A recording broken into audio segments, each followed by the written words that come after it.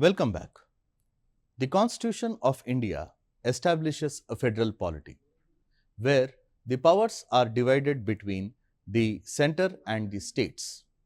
The central government, or also known as union government, has been vested with certain parts, as well as the state governments are vested with certain parts.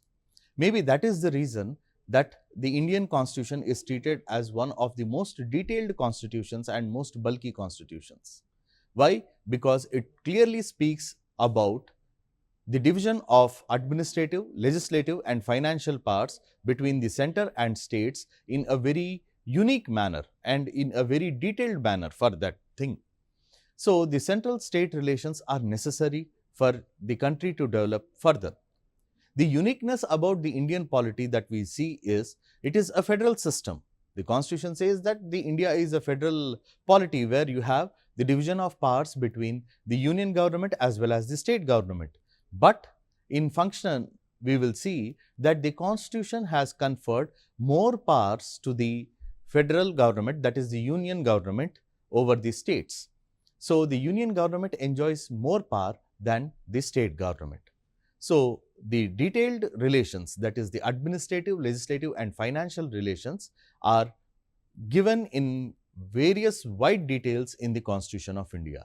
So, in that particular light, we shall now examine the center-state relations between the union government and the respective state governments from time to time. India is a federal system with unitary features. India is a federal polity. Federal polity is characterized by the division of powers between center and states, independent judiciary, and you have the division of powers, independent judiciary, supremacy of the constitution. These three ingredients make a particular country as a federal country. Here in India also we have the same thing, but the peculiarity with the Indian polity is, even though the powers are divided between the center and the states, we will find that the center is conferred with more powers. The center is conferred with more powers in comparison with the state. So, the center state defined powers are given under the Constitution. The Constitution clearly mentions what are the powers of the center, what are the powers of the state.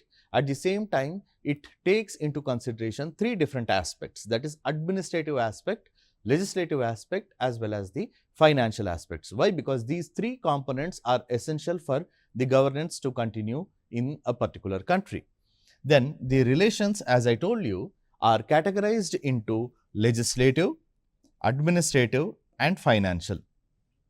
Legislative relation means that is the scope of authority of the Union Parliament and the state legislature to make laws on various subjects. You cannot expect the Parliament or the state to legislate on the same subjects. So, if same subjects are there, then there is a possibility of clash of power between the union government as well as the state government. Then we have administrative relations. So, the day-to-day administration and control of bureaucracy by both the union government as well as the state government, to what extent the power goes is clearly mentioned in the Constitution. Then at the same time we have financial distribution of powers, that is the distribution of financial powers between the center and state, how the finances are divided amongst the center and state, who collects the tax, in whose pocket will it go. So, all these things are determined by the financial relations which are given in the Indian Constitution. Now, the legislative relations are exclusively dealt under Articles 245 to 255 and also something called as 7th schedule of the Indian Constitution. So, legislative powers, that is power to make laws. So, power to make laws in India is vested in the Union Parliament as well as the respective state government. So, the power of Union Parliament extends to entire territory of India, whereas the power, that is the scope of authority of the state made law, extends to the state limits. So, here when there are two law-making authorities existing in a polity, it is essential for the Constitution to demarcate or delineate a particular area where they can exercise their legislative powers or the areas where they can make the law. So, here we will see that the 7th schedule comes into the picture. 7th schedule, what it says is, it divides the subjects into 3, that is union list, state list and concurrent list. So, with respect to the subjects as mentioned under the union list, we will see that the parliament will have an exclusive power to make the law. So, union list, the subjects which are there under the union list exclusively belong to the Parliament of India, and it is only the Parliament of India which can legislate on that particular subjects. That is, it is only the Parliament of India which has authority to make laws on those particular subjects. Then you have the state list. State list includes certain subjects on which only the state governments can make the law. It includes the subjects where the state governments can only make the law through the state legislature. And you have the third one, that is concurrent list. So, in concurrent list, what we will find is, in concurrent list and on the subjects which are mentioned in the concurrent list, it is both the Parliament of India which has power as well as the state legislative assembly. Both will have the power, but in case of any kind of clash between the law made by the Parliament and laws as made by the state legislative assembly with respect to the matters which are there in the concurrent list, it is always the union parliament which shall prevail. For example, a law has been made on a subject both by the central government as well as the state government. So, if there is a clash when it comes to the implementation of both the laws, then automatically the law as made by the parliament will prevail. So, concurrent list where both the state government as well as the parliament can make the law. So, now we will examine each and every of these aspects in detail. Then you have something called as residuary parts. Residuary parts are those subjects which are not covered under these 3 lists. So, majority of the law making subjects are clearly delineated and they are mentioned in union list, state list and concurrent list. If there is any other matter which is not covered by all these 3 lists, will fall under something called as residuary power, which is mentioned under Article 248. So, Article 248 of the Constitution speaks or says that the residuary powers with respect to the topics which are not covered or the entries which are not covered in the union, state as well as concurrent list, with respect to those particular topics, it is only the Parliament of India which will have the authority to make laws on those particular subjects. So, as the name itself indicates residuary, that is the remaining. So, these remaining parts are only exercised law making with respect to these areas which are not covered under these 3 lists are within the exclusive domain of the Parliament, Union Parliament. Then Parliament's power over the state list. This is where it changes. This is where the Indian federal polity becomes peculiar. That is, in other polities like US and all, they have strictly defined areas where they can make the laws, and you have areas where the federal government cannot legislate on the state government's area and state government cannot legislate in the federal government's area. Now, in India, the Parliament in certain cases has authority to make laws on the subjects which are mentioned in the state list also. That is, when the state governments authorize the Parliament to make laws on the state subject, or where the Rajya Sabha by special majority authorizes the Parliament to make laws on the state subject, or to give effect to the international treaties and agreements, or in any other cases, to ensure the international cooperation and the treaty obligations are met, the Parliament is authorized to make laws in the state list. In the area, during the time of constitutional emergency also, the Parliament will have authority to make laws on the subjects which are there in the state list. So, to give effect to the international treaties during the existence of emergency, or where the Rajya Sabha takes the call, or where the states themselves authorize the Parliament, in that particular situation, even Parliament can make law with respect to the matters which are contained in the state list. So, this is where the Indian polity becomes unique. That is, federal government, that is the union government, will have authority over the subjects to which in normal circumstances the state government's power extends. Then we have centers that is administrative relations under articles 256 to 263. It says that centers can give directions to the states. So, since the ultimate authority is the union government, it has got all the authority to give various directions to the state governments as to its functioning. As to the functioning of the state governments, the union government from time to time can issue directions to the state government, and in the case of violation of the lawful directions issued by the central government or the union government, it opens a ground for the governor to recommend imposition of president's rule in the state. Then centers control over all India services. All India services like IAS, IPS and IFS. So, the administrative control over IAS, IPS and IFS officers are exercised exclusively by the union government. So, even though IAS, IPS officers are posted in the state government, ultimate control remains with the union government. So, every year they will recruit these civil servants and they will send the civil servants into the respective state categories, or state cadre allocation will be done.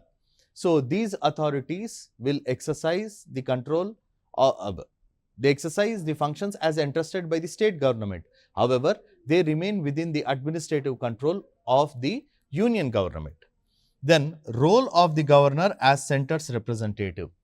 Since the governor of a state, that is the constitutional head of the state, is appointed by the President of India upon the recommendations of the Council of Ministers, here we will find that the governor will have more control over the state government since he enjoys the support of the union government. He is an authority appointed by the union government to head the executive of the state government. So, here we can see that the union government directly exercises its control over the state government by ensuring that they appoint a person as a governor, a person of their choice as the governor to head the administration of the concerned state.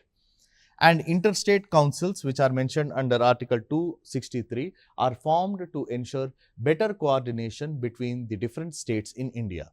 So, when it comes to the administrative relations, we will find that the center is empowered to give directions to the states. Then the center controls all India service cadres officers. Then you have role of governor as center's representative, that is the governor will have a role to play, that is a link between the state government as well as the central government. And then you have interstate councils to ensure proper coordination between the central and state governments. Moving on, the financial relations are mentioned under Articles 263 to 293. This is one of the crucial aspects when it comes to the revenue sharing or tax revenue sharing between the center as well as the state governments. So, tax distribution, you will find that center collects the taxes and shares its proceeds with the states. So, center is the authority which collects the taxes and it shares the same revenue to the states. So, grants in aid to the various state governments. So, we do not have all the state governments who are equally developed with each other. There are certain states which are lagging behind in the process of development. So, with respect to those kind of states, grants in aid can be made by the Union Parliament under Article 275. Upon the recommendations as made by the Finance Commission from time to time, the Union government takes the call and it gives grants in aid to various states which require money from time to time for its functioning.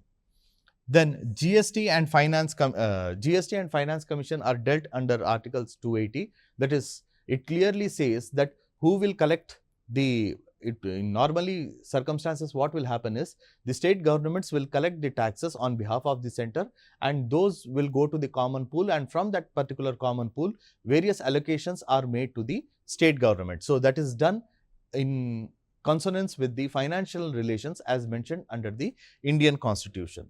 Then you have something called as borrowing powers of the center and the states.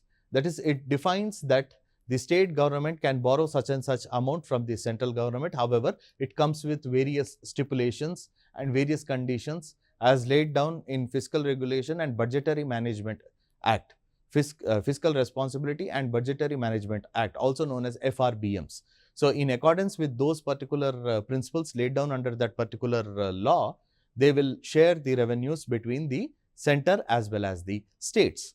Moving on, now we will see that when it comes to the interstate relations, there is this constitution which gives freedom of trade, commerce and intercourse between the various states. That is, Articles 301 to 307 will speak about the interstate trade. That is, it also lays stipulation that no state can impose taxes in such manner that it prohibits free flow of traffic or trade movement across the territories.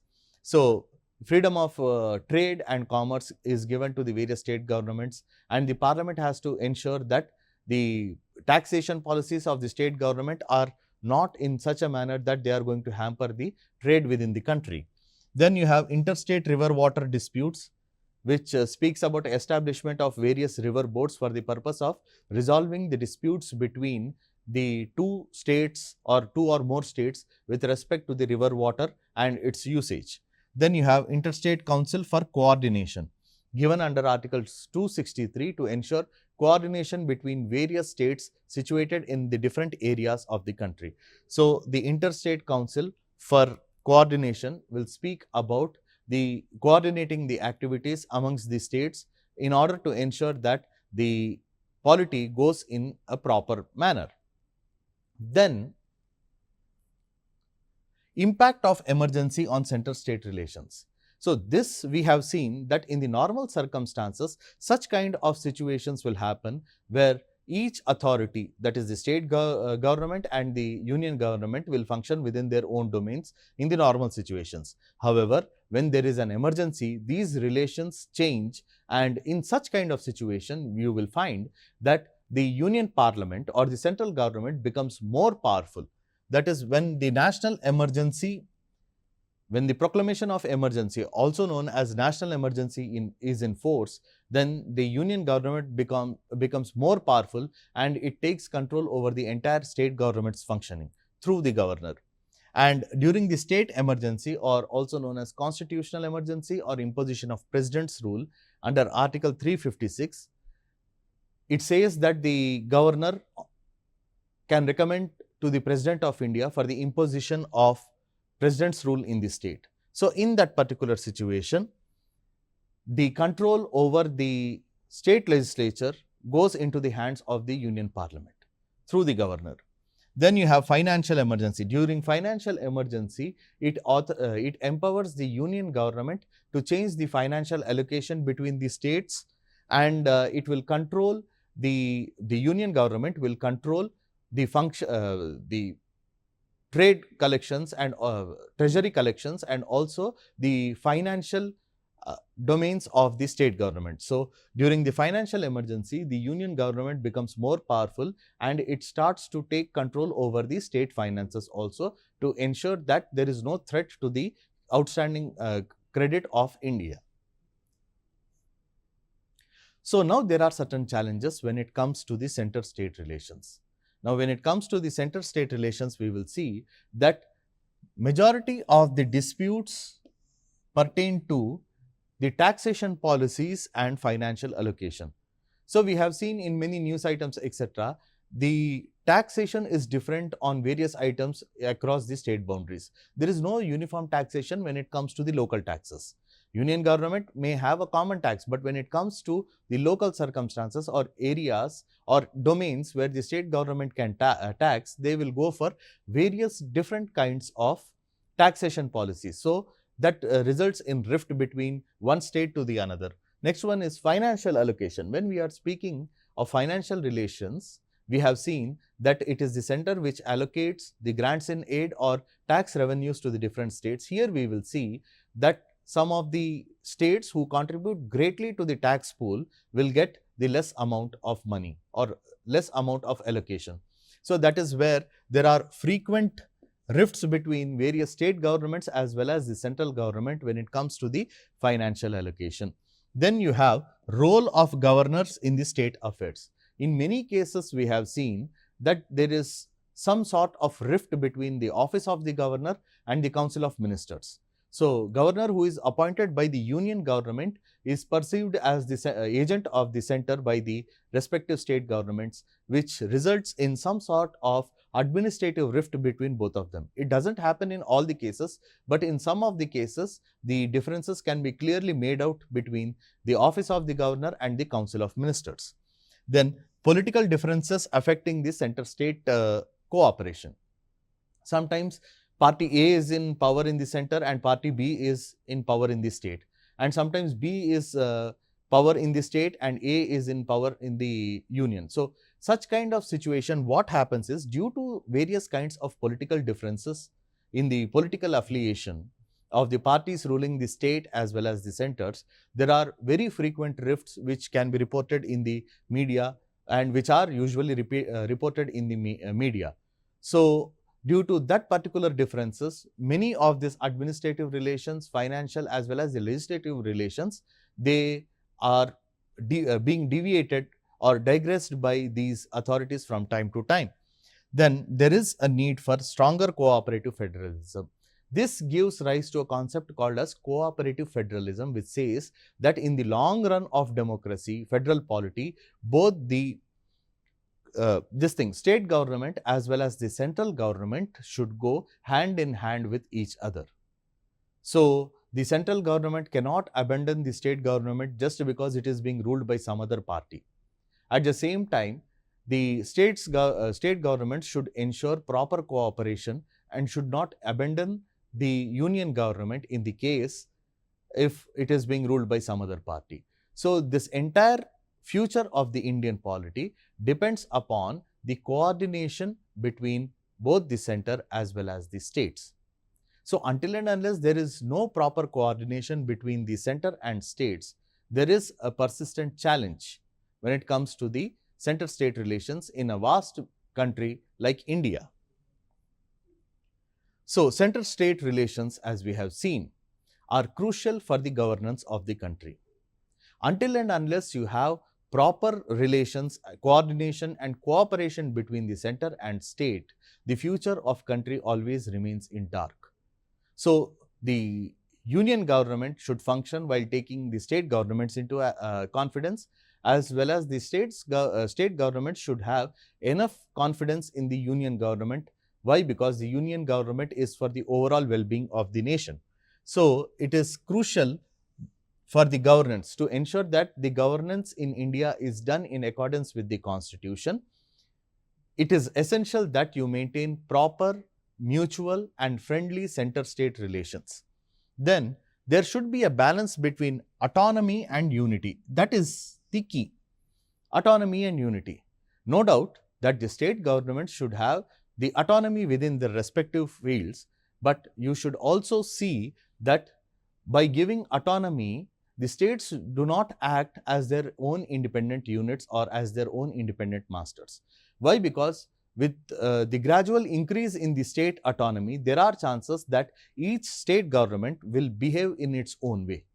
So, to avoid this kind of situation, which may in the long run threaten the unity and integrity of the nation, here you have to balance the state's autonomy as well as the unity of the nation.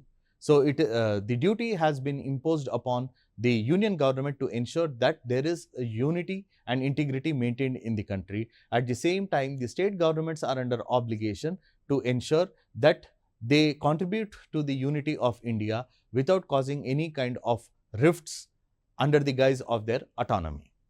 Then, strengthening and cooperation for the national progress. It is essential that for the progress of the nation, there should be proper coordination between center and states. So, more than 70 years we have seen that whenever there was a rift between the central government and the state government, it has always ended in unfavorable results and often resulted in the violation of many of the ideals which are mentioned under the constitution. So, in conclusion, I would like to say that proper center-state relations or healthy state-center relations are going to help this country progress in a very long manner in accordance with the ideals of the democracy. Thank you.